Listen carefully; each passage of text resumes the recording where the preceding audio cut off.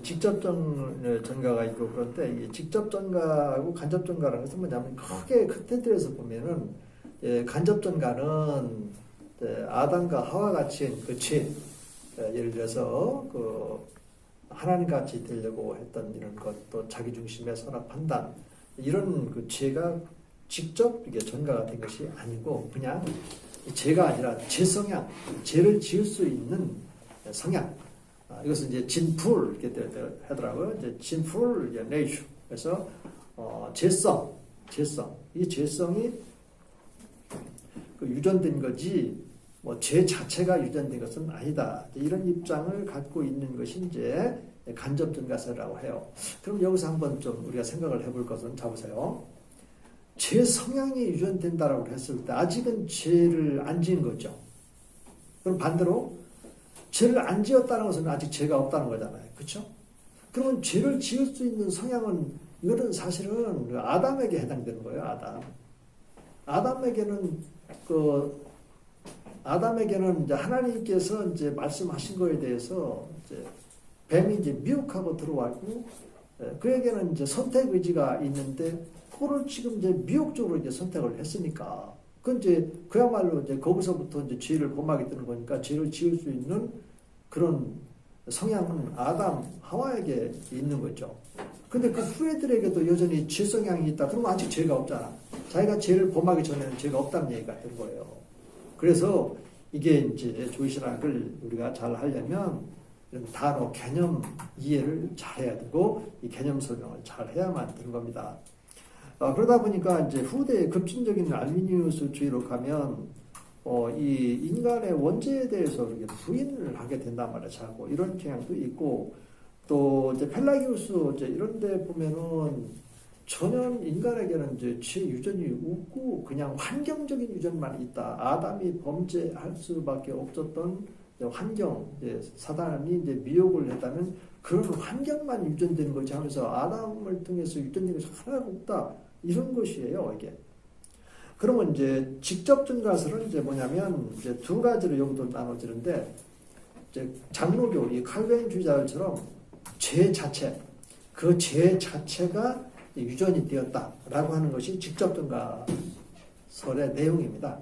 근데 이제 우리 이제 이와이 멀린스라든지 또 우리 이제 친예교 이제 조신학자들 가운데에도 극단적인 이제 알미니스주의자가 아닌 친예교 조신학자들도 이 뭐 직접 전가설에 대해서 얘기를 하는데 그 직접 전가설을 죄 자체라고 말하지 않고 또 죄 성향이다. 이렇게 이제 표현하는 사람이 있어요. 그러면서 이제 중심부가 다르겠습니까? 또 이런 말씀들 이렇게 하고 그러는데 제가 볼 때는 이제 이것을 같이 봐야 돼요. 보세요. 죄 자체가 유전이 되어 있기 때문에 죄를 범할 수밖에 없죠. 이것이 바람직한 이 죄 유전설, 또 직접 전가설 이렇게 표현하는 것이 바람스럽죠. 왜냐하면 반대로 생각해 보세요. 죄의 반대, 이 불의의 반대가 의잖아요. 의. 자, 그럼 보세요. 우리가 예수님을 믿음으로 말하면 의롭다 칭함받았고 그 예수님이 우리 안에 내주하시면서 예수님 안에 있는 의가 우리 것이 되었죠. 이거를 임퓨테이션, 전가라고 하거든요. 임퓨테이션. 그럼 잘 보세요. 어떻게 해서 그 의가 우리들에게 전가됐을까요? 의를 우리가 행할 수 있는 그런 성향이 우리들에게 전가됐을까요? 이게 바로 가톨릭이에요. 우리가 예수 믿어도 의가 있는 것이 아니라 의의 식의설이라고 해요. 심겨져요. 그래서 이것이 쌍터로 자라야 돼요. 그래서 선행을 통해서 성장하면서 맨 마지막에 하나님의 심판대에서 하나님의 판단이 너 옳았어. 의로워. 이러면 이제 천국을 가고 그렇지 않으면 이제 연옥에 가서 또 정확 과정을 거쳐가지고 다시 이제 천국으로 들어간다. 이것이 가톨릭이거든요. 그러니까 꼼꼼히 우리가 좀 점검해 봐야 돼. 생각을 해보고 베레아 사람처럼 이것이 과연 하나님의 말씀인지 늘 상고하는 그런 마음이 있어야 될 겁니다. 그래서 저는 이렇게 직접 전가설은 이제 죄 자체와 죄가 있으니까 우리는 죄를 지을 수 있는 성향이 있죠. 죄가 있어요. 그래서 항상 죄를 지을 수밖에 없어요. 그러니까 우리가 구원받은 이후에도 원죄는 사라지지 않습니다. 그래서 로마서 7장에 있는 것처럼 죄의 법이 있어요. 항상 죄가 있어요. 그래서 죄를 지을 수 있는 성향이 항상 있단 말이에요. 그러니까 이것을 어떻게 해야 돼요? 성령 하나님이 구원의 보존으로 이를 딱 지시고 죄와 상관없는 죄와 사망에서 우리를 해방시켜 나가는 일을 성령이 하신단 말이에요. 이 말씀이 로마서 8장 2절부터 쭉 나오는 말씀이에요. 여러분. 성령 하나님이 왜 우리 안에 오실 이유가 뭐가 있어요? 그냥 죄 성향만 있다면? 아니죠. 여전히 우리가 구원받았어도 이 원죄 문제는 이거는 사라지지가 않는 겁니다. 우리가 여차하면 잡으세요. 원죄라고 하는 것이 그걸 하니까 하나님과 같이 되려고 하는 거예요. 자기 중심의 산업한다기죠. 여러분 구원받았지만 그런 게 없습니까? 그러면 어디서 나온 겁니까 이게? 여러분들 자범죄에서 나온 걸까요? 아니면 원죄에서 나왔기 때문에 자범죄라도 그게 나오는 걸까요? 그래서 이 원죄 문제에 대해서 우리가 명확한 이해가 없으면 정말 우리가 그 목회자로서의 그 올바른 인격 가치는데도 많이 힘들어질 겁니다. 성도 한 분 한 분들은 하나님께서 우리에게 맡겨주신 하나님의 어린 양들이거든요. 근데 우리가 내 생각 가지고 성도들을 대한다든지 내 주장을 가지고 성도들을 좌지우지하려고 한다든지 하나님의 말씀을 하나님의 진리의 말씀으로 성도들에게 꼴로 먹여야 되는데 내 어떤 그 방향성에 맞게끔 내 목회 방향에 맞게끔 하나님의 말씀을 그렇게 하려고 한다든지 그런 일이 일어난다면 사울처럼 그런 일이 일어났다면 왜 그렇게 되겠습니까? 보니까 악신이 그를 부렸다 그랬어요. 또 자기 기념비를 쌓았다 그랬어요. 자기 기념, 자기가 그 지금 들어가 있다 말했어요. 사울 왕에게라고. 여러분 이 원죄 문제에 대해서 가볍게 보면 안 돼요. 어떤 신학자들은 예수님이 십자가에서 2000년 전에 죄를 지고 못 박아 죽였다 상반에 부활하셨으니까 원죄는 말끔히 살았다. 이런 식의 그런 잘못된 가르침이 있다고 해요. 그러면 뱀이 아담과 하와에게 그런 제목을 만약 하늘같이 될 수 있어. 이게 자범죄입니까? 뱀이 미혹했던 이것이 아담에게 들어왔을 때 그게 유전이지 그게 무슨 자범죄예요. 자범죄는 그런 하나님같이 될 수 있다라는 그런 유전죄에서 나타난 형상들입니다. 형상. 가인에게 이렇게 보십시오. 자기가 판단하는 거야. 하나님은 명확하게 죄를 다스려라 말씀하시고 했는데도 그 말씀을 불순종하고 자기가 중심이 돼가지고 자기 판단 기준으로 비록 동생이지만 그건 자기 생명이 아니잖아요. 그렇죠? 동생을 막 죽인다고. 죄의 그런 그 형상을 이루고 있잖아요. 이런 걸 통해서 우리가 나의 그런 그 자기를 하나님처럼 그런 위치에 끌어놓고 이게 바로 이제 사이비 이단 교주들인데 그들의 형태를 보십시오. 다 수단시하는 거 아닙니까? 그걸 추정하는 이런 사람들을 통해서 어떤 목적을 자꾸 이루려고 하고 그게 어디에서 나온 거겠어요? 단순한 그들의 자범죄입니까 이게?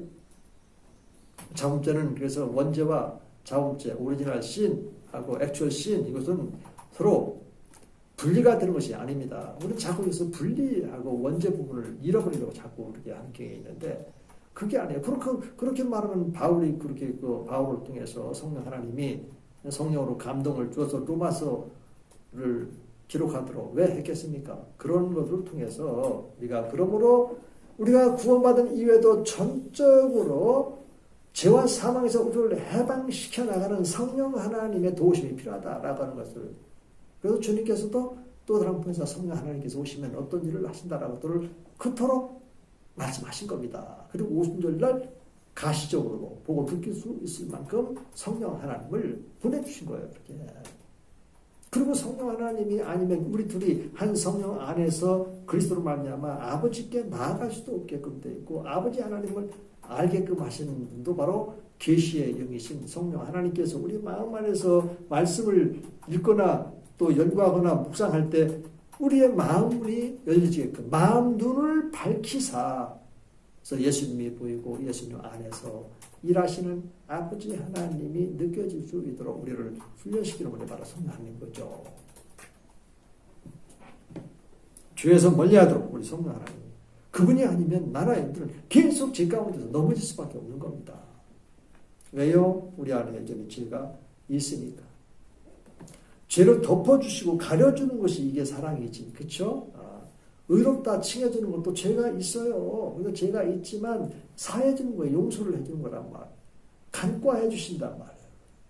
덮어주는 것이 사랑이에요. 그 덮어주는 것이 뭡니까? 그리스도로 옷 입는 거죠. 그리스도로 옷을 입다. 이것은 여전히 죄가 있어도 그리스도와 함께 우리가 생명적으로 연합이 되어 있으니까 우리를 의롭다 칭함받는 의인으로 하나님께서 보시는 거죠.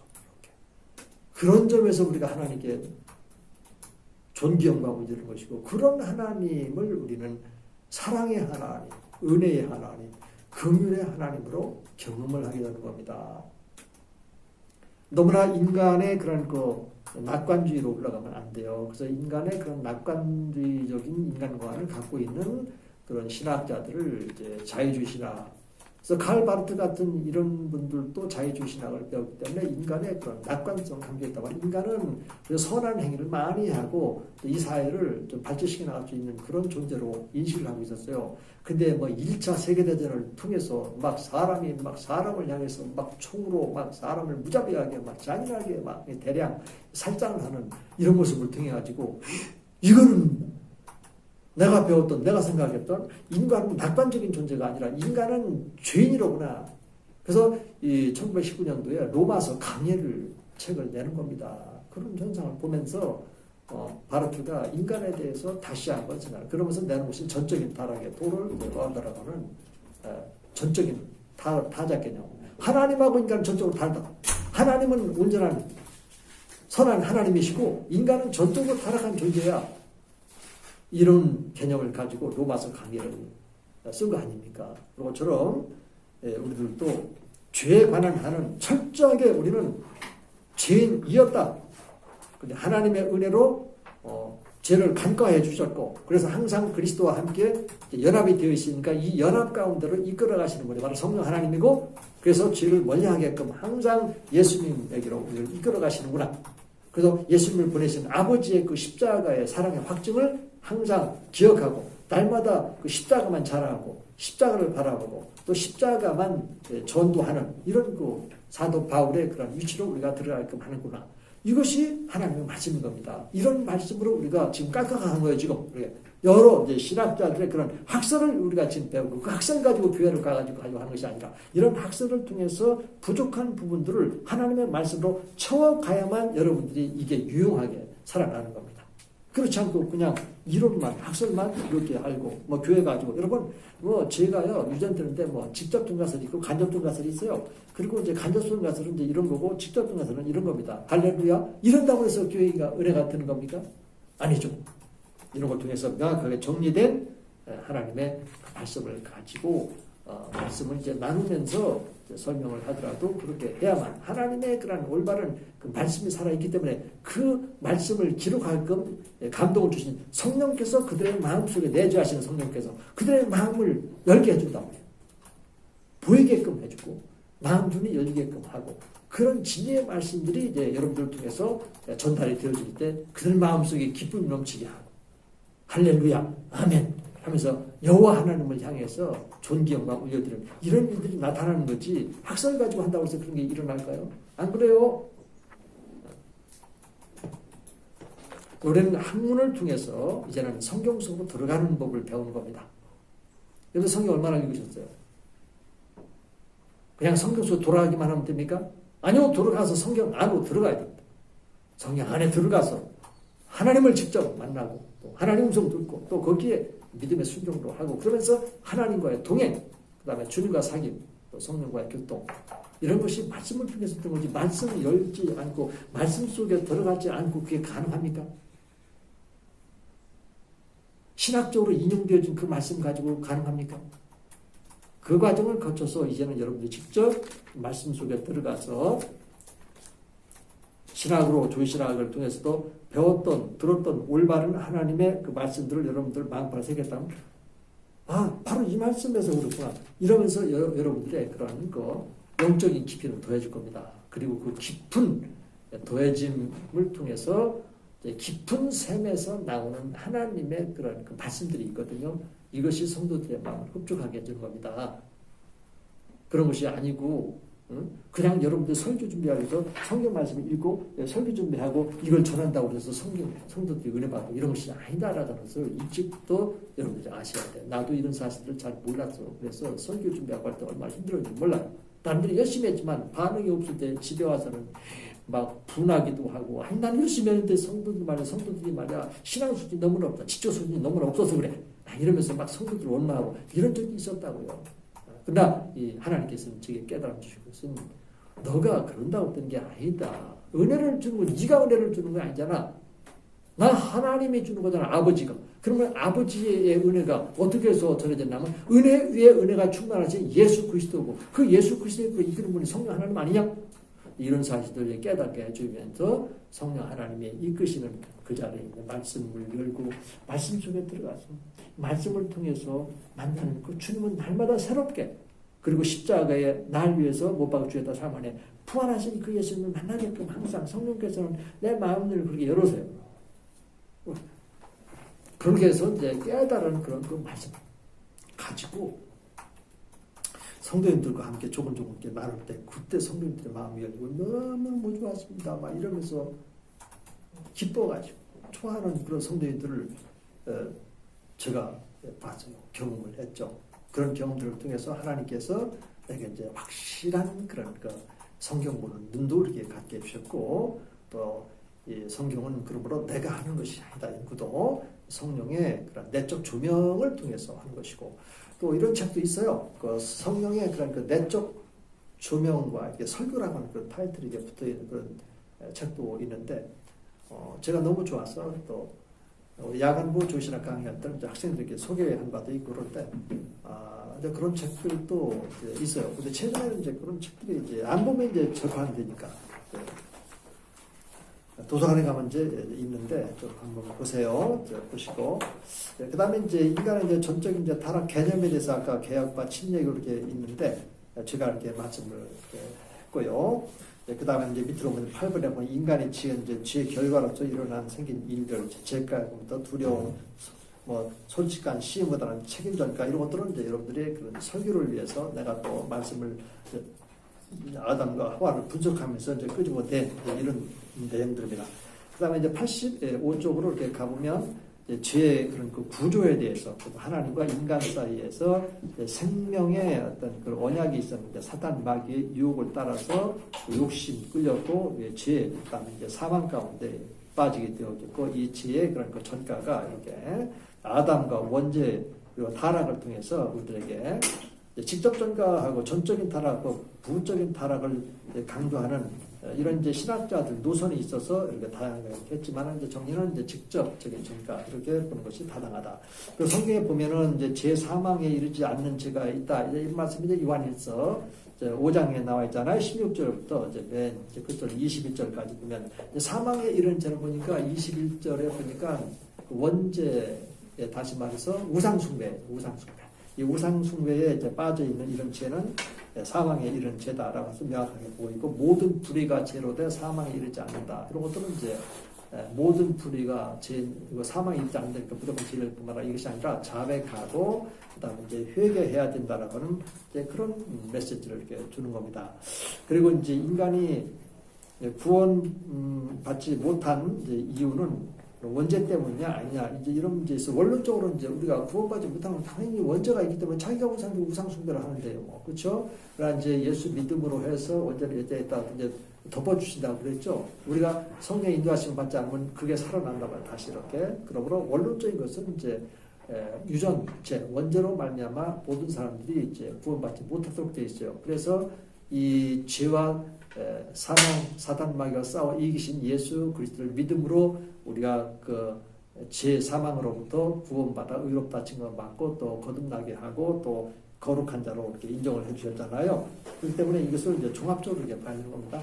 그리고 이제 유아들에게도 그렇지만 이제 원죄가 있지만은 유아들이 예를 들어서 자범죄를 범하지 않고 이렇게 뭐 죽는 경우가 있잖아요. 이제 이런 경우는 이제 구원을 주신 분은 이제 하나님이시니까 그 하나님, 우리 이제 원죄가 있으니까 당연히 또 이제 자범죄를 또 이렇게 범하게 되고 또 유아들은 그렇지 못하고 이렇게 죽었을 때 그들의 구원은 그럼 어떻게 될까? 그것은 이제 하나님이 구원자니까 하나님의 은혜가 있을 것이다라고 하는 것이 우리 신약의 조이신학자들의 견해다 이렇게 보고 이제 마지막으로 이제 부모로부터 이제 자손 3, 4대에 이르는 그런 이제 죄 이런 것이 있고 또 자범죄가 있고 성경 보면 이렇게 나와 있는데 부모로부터 지은 3, 4대의 죄가 뭔가 찾아보니까 우상숭배 85쪽의 맨 밑에 보면은 우상숭배의 죄를 가르치고 또 자손 3, 4대에 이르는 그 죄에 대한 이 말씀들을 쭉 출애굽기부터 이렇게 살펴서 제가 강의 안에 잘 담아놨지 않습니까?